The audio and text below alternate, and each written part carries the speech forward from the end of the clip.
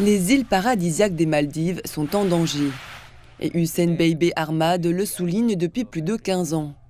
Résident de l'île de Vilingili, à seulement 10 minutes de ferry de la capitale Malé, Hussein affirme que la récupération des terres pour le développement a coûté cher à sa maison immaculée au cours de la dernière décennie.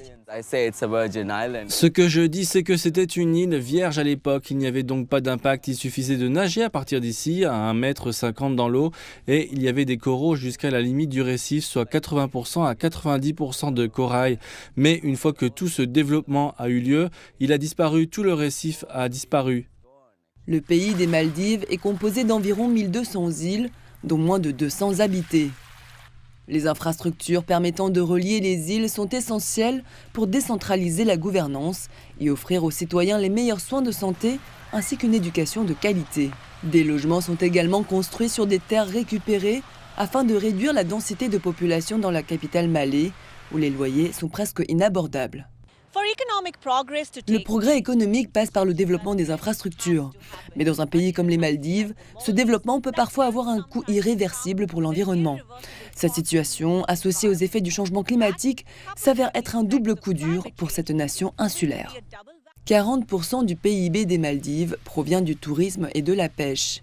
Ces deux secteurs sont fortement menacés par les brèches dans les littoraux, le blanchiment des récifs coralliens et l'augmentation de la température de la mer qui affecte la faune et la flore marine. Selon des experts, les défis auxquels le pays est confronté sont plus coûteux que les revenus générés par l'intérieur du pays.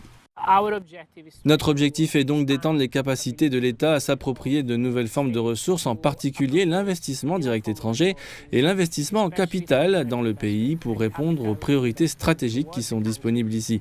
Et il y a d'énormes opportunités devant nous, surtout en ce qui concerne les secteurs de l'économie bleue, bien sûr, qui absorbent beaucoup de ces capitaux, et évidemment le secteur du tourisme et la façon dont ces ressources sont utilisées pour adapter et protéger un atout qu'est la nature.